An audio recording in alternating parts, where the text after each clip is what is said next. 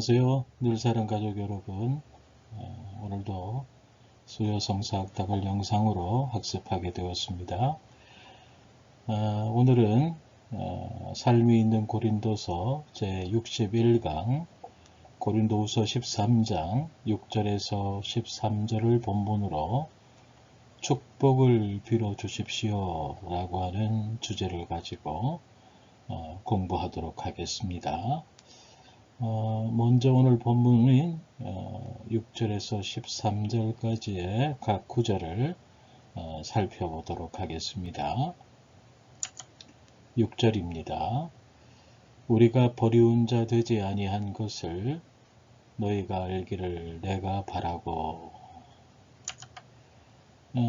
우선 여기서 우리가 버리운 자 되지 아니한 것을 해서 이 우리라고 하는 것은 모두 바울을 가리키는 것으로 그렇게 해석할 수 있습니다. 바울은 그 1장 1절에 보면은 디모데를 편지의 공동 저자로 언급을 했고 또 나와 우리를 구분해서 사용하기도 했지만 이 편지는 사실상 바울이 혼자 쓴 것이고요. 따라서 편지에 줄곧 나오는 이 우리라는 말도 대부분 바울 자신을 가리키는 것으로 보여집니다. 우리가 버리운 자 되지 아니한 것을 너희가 알기를 내가 바라고. 그러니까 이 말은 교인들이 바울의 사도로서의 자격과 구원받을 자격을 인정하게 될 것이라는 자신감을 표현한 말입니다. 7절입니다. 우리가 하나님께서 너희로 악을 조금도 행하지 않게 하시기를 구하노니 이는 우리가 옳은 자임을 나타내고자 함이 아니라 오직 우리는 버리운 자 같을지라도 너희로 선을 행하게 하고자 함이라. 바울은 앞에서 했던 자신의 말을 금방 바꾸고 있죠.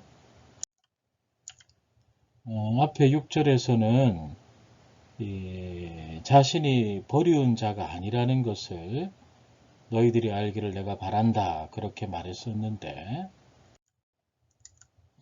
여기서는 그것이 중요한 문제가 아니라고 그렇게 말하고 있죠.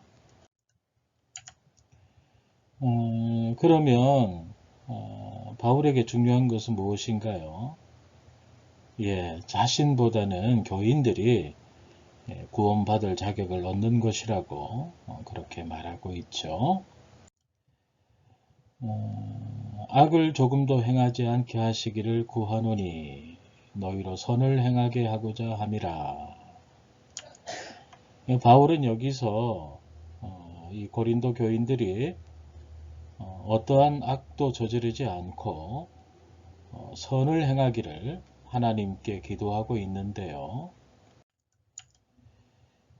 교인들이 그의 기도대로 그렇게 된다면은 그는 고린도 교인들에게 자신의 권위와 능력을 보여줄 기회를 잃어버리게 될 것이지만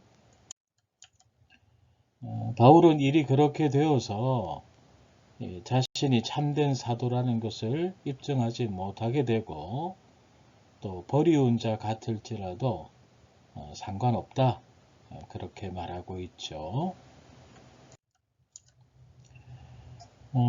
교인들이 악을 피하고 선을 행해서 모두 구원받을 자격을 얻는 일이 사실은 가장 중요한 일이기 때문입니다. 8절입니다. 우리는 진리를 거스려 아무것도 할 수 없고 오직 진리를 위할 뿐이니. 여기서 진리라고 하는 말이 나오죠. 여기서 진리는 바로 하나님의 뜻 또는 하나님의 말씀, 복음을 뜻하는 거죠. 그래서 오직 진리를 위할 뿐이니 라고 하는 말은 오직 하나님의 뜻을 이루기 위해서 일할 뿐이다 라는 뜻이 되겠죠. 그러니까 모든 사람을 구원하는 것이 하나님의 뜻이므로 바울은 사도로서 교인들의 구원을 위한 일만 하고 있다는 그런 얘기가 되겠습니다.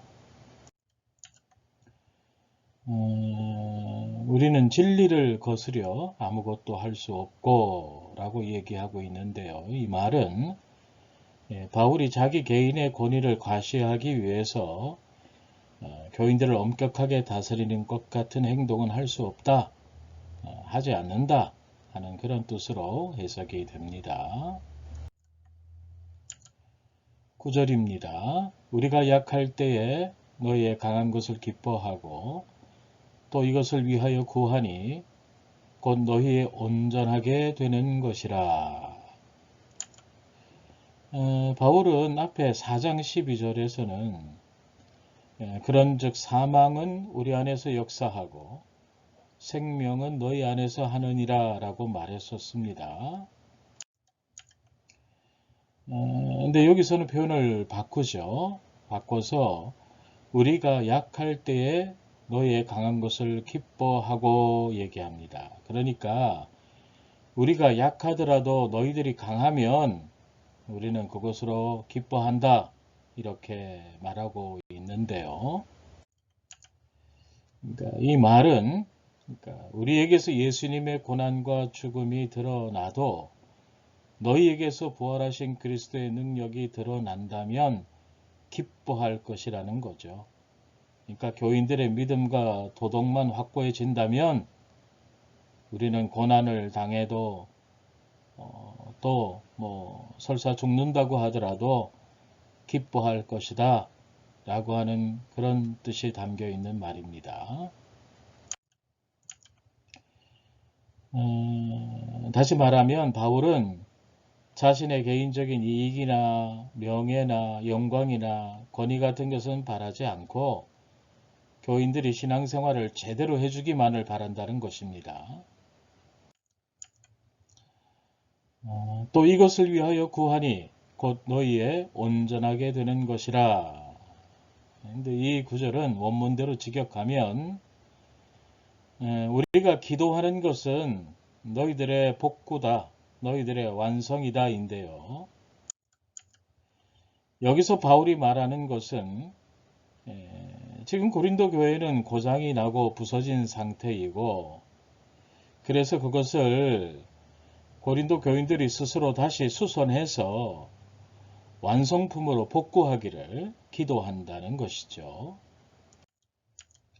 다시 말해서 교인들이 그리스도인 본연의 자세로 돌아가기를 바란다는 그런 뜻이 되겠습니다. 10절입니다.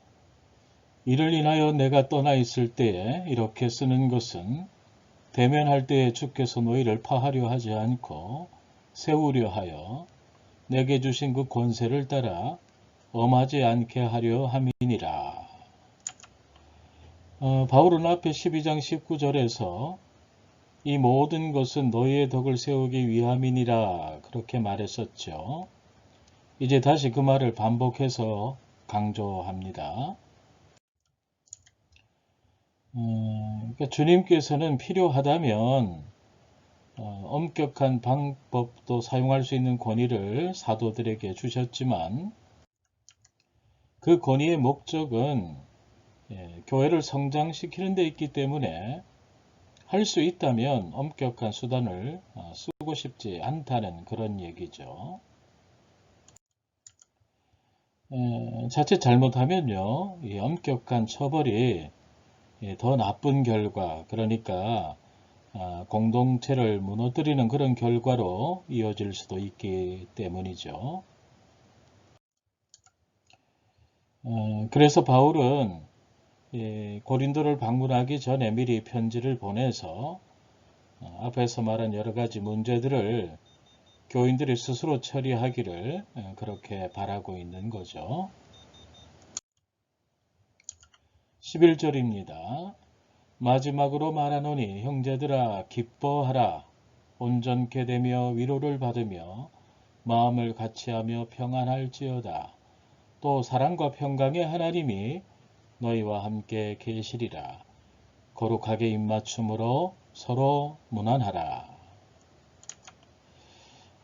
여기서 기뻐하라는 당시의 일상적인 인사 말인데요. 바울이 편지를 마치는 인사로 한 말입니다. 근데 이 말이 일상적인 인사말이긴 하지만 바울은 주님께서 주시는 참된 기쁨을 기원하는 뜻으로 이 말을 사용하고 있습니다. 여기서 온전케 되며 라고 하는 말이 나오죠.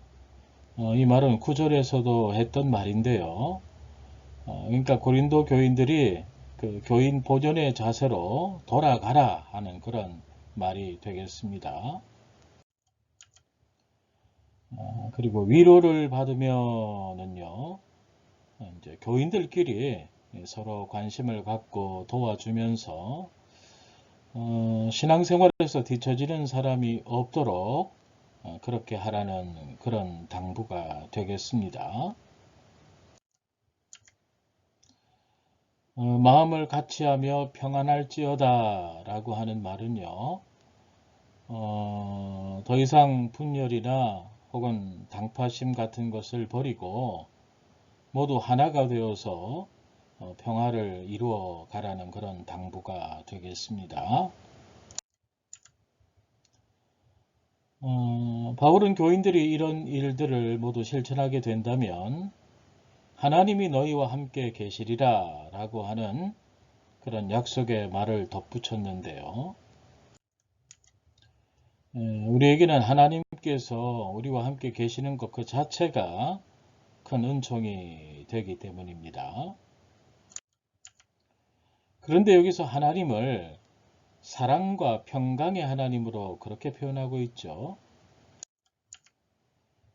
여기서 사랑의 하나님이라고 하는 말은 신구약 성경 전체에서 여기에서만 한 번 나오는 표현이고요. 이 평강의 하나님이란 말은 바울의 편지와 이 히브리서에만 나오는 표현입니다.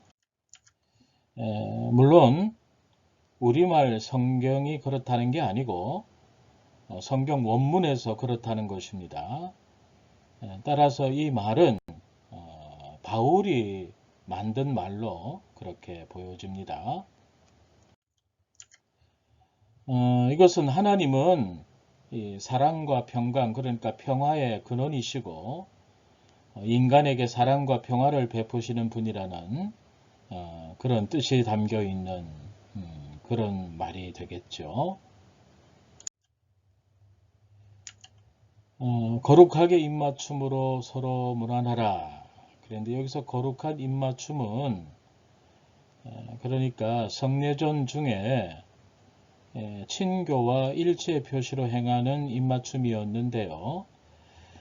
특히 이 입맞춤은 평화의 인사로 하던 그런 인사법이 되겠습니다. 당시 그 지중해 문화권에서는요, 입맞춤으로 서로 인사를 했는데 주로 손이나 뺨이나 혹은 이마 등에 입을 맞추었습니다.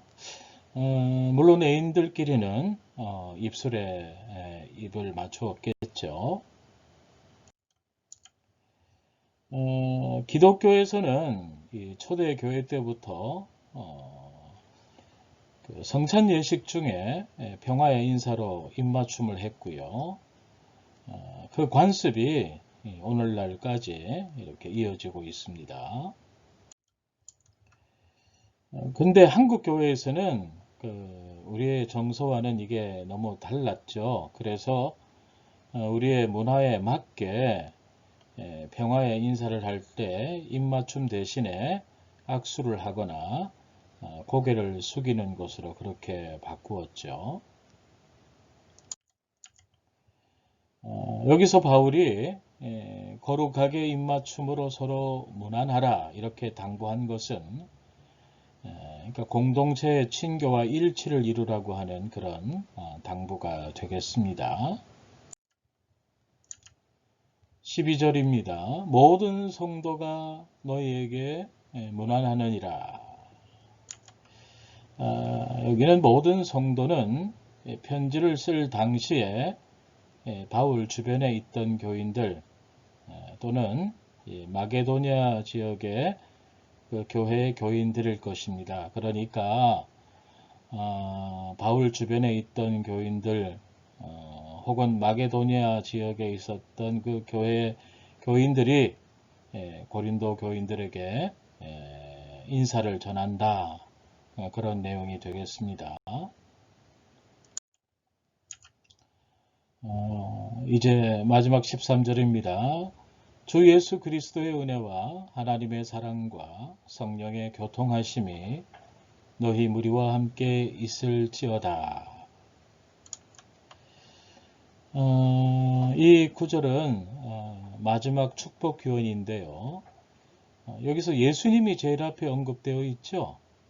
주 예수 그리스도의 은혜와 하나님의 사랑과 성령의 교통하심이 너희 무리와 함께 있을지어다. 오늘날도 예배 제일 마지막 시간인 축도 시간에 목사가 성도들을 축복하면서 하는 기원의 내용이죠. 근데 이 순서가 하나님, 예수님, 성령님이 아니라 예수님, 하나님, 성령님 순으로 되어 있다는 거죠. 왜 그럴까요? 정확한 것은 저도 잘 모르겠습니다만은 한 가지 생각할 수 있는 것은 우리가 예수님을 믿고 그리스도인이 되면 처음으로 받게 되는 선물이 예수 그리스도의 은총이기 때문에 그래서 예수 그리스도를 맨 앞에 언급한 것으로 그렇게 해석이 됩니다. 그러니까 예수 그리스도의 은총은 뭡니까? 우리의 죄를 씻어주고 그래서 하나님 아버지께 다가갈 수 있게 해주는 거죠. 그 다음에 우리는 하나님께서 베푸시는 사랑을 받게 되고 또 성령을 받게 되는 것이죠. 여기서 성령의 교통하심이라고 하는 게 나오는데 이 교통하심이라고 하는 것은 친교이죠. 그러니까 성령과 교제한다, 친교한다, 교통한다는 말은 성령을 받아 누린다 라고 하는 것을 뜻하는 그런 말이 되겠습니다. 주 예수 그리스도의 은혜와 하나님의 사랑과 성령의 교통하심이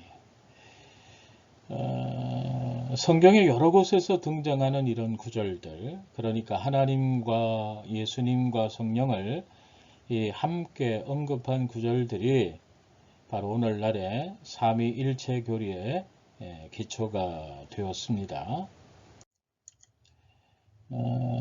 전승에 따르면요, 이 편지를 보낸 후에 바울과 고린도 교인들 사이에 그 신뢰가 회복되었고요. 또 평화와 일치가 회복된 것으로 그렇게 전해집니다. 즉 바울이 고린도 후서를 써 보낸 목적이 달성된 것이죠.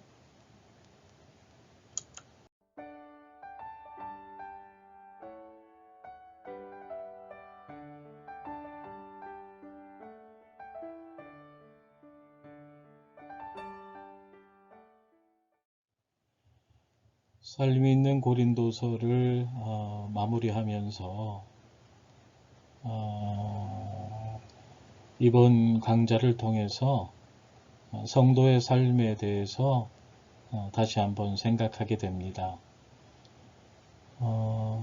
많은 것을 얘기할 수 있겠지만 오늘은 성도의 삶은 한 두 가지 정도로 그렇게 축약해서 생각을 해 보았습니다. 먼저 성도의 삶은 진리를 따라 사는 삶이어야 한다는 거죠. 사도 바울은 말합니다. 자신의 옳음을 나타내기 위해서가 아니라 고린도 교인들을 선한 길로 인도하려고 이 편지를 썼다는 거죠. 바울이 고린도후서 말미에 약간의 자랑을 한 것은 거짓 사도들에게 미혹된 고린도 교인들에게 참된 자랑거리가 무엇인지를 알려주려는 목적으로 자랑한 것이지 자신을 높이려고 자랑한 것은 아니었습니다.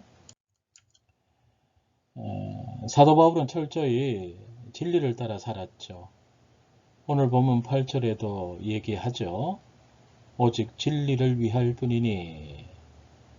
그처럼 진리와 원칙을 따라 사는 사람을 누가 감당할 수 있겠습니까?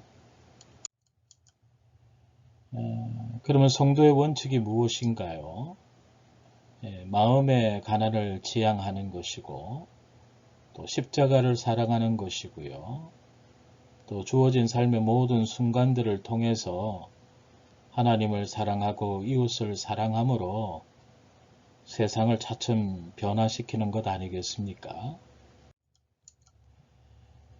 원칙을 지키는 것은 고집이 아니라고 생각합니다. 원칙이 무너지면 사실 다 무너지는 것이거든요. 이 세상을 봐도 그렇고 이 나라를 봐도 그렇고 이 교회와 교단을 봐도 그렇습니다. 그래서 드리는 말씀입니다. 여러분의 그 현재의 자리가 초라해 보여도 여러분 그 자리를 꼭 지키시기를 부탁드립니다. 요즘 사람들은 자기 자리를 조촐하게 지켜가는 사람을 비웃는 경향이 있죠. 저거 바보 아니냐고, 혼자만 잘났다고.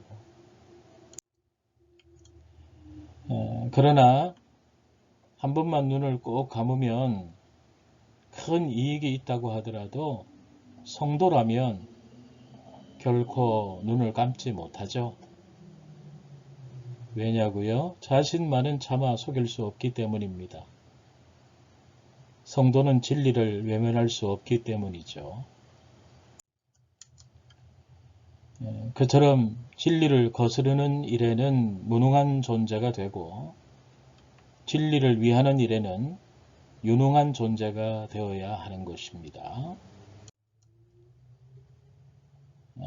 그리고 성도의 삶은 사랑을 실천하는 삶이어야 한다는 것이죠.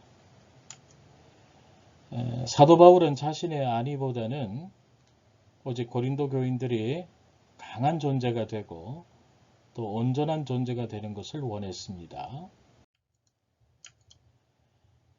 그가 고린도 교회를 직접 방문해서 훈계하기보다 편지를 써서 그들을 교훈한 것은요.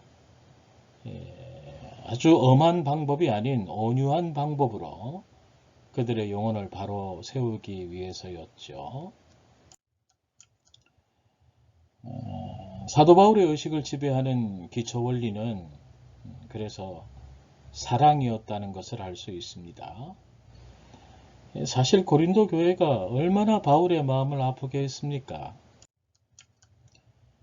고린도 교회는요, 신약에 등장하는 교회 중에서 바울을 가장 힘들게 한 교회였기 때문에 이 바울의 편지들에는 이 고린도 교회를 향한 강한 질책의 말씀도 많이 있습니다.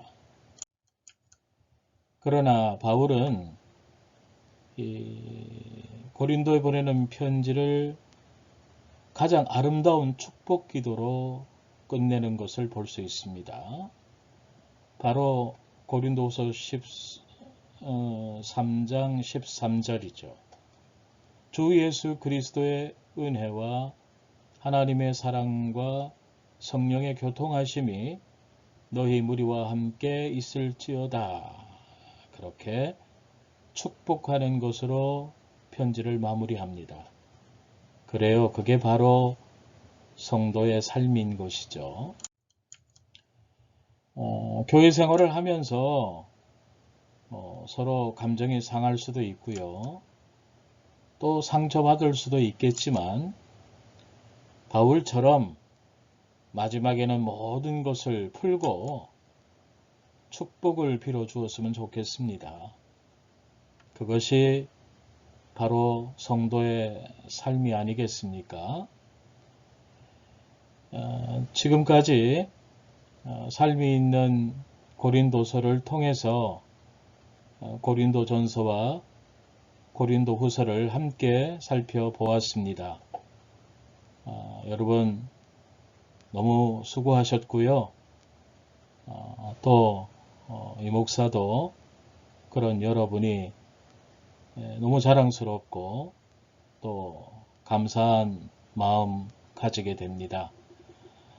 남은 이 3일간도 우리 다른 어떤 것보다 축복을 빌어주는 그런 시간들이 되었으면 좋겠습니다. 먼저는 사랑하는 우리 가족들, 그리고 우리 늘사랑교회 교우들, 그리고 여러분들이 알고 있는 모든 이웃들, 혹 좀 이견이 있거나 다툼이 있어서 관계가 악화되었던 사람들까지라도 모든 것을 풀고 축복을 빌어주는 것이 바로 성도의 삶이라고 하는 것, 그것을 기억하고 어렵겠지만 그렇게 할 수 있는 그런 시간들이 되었으면 좋겠습니다. 저도 마지막으로 여러분들을 축복합니다. 예수 그리스도의 은혜와 하나님의 사랑과 성령님의 교통하심이 여러분들과 항상 함께 하기를 주의 이름으로 축복합니다. 감사합니다.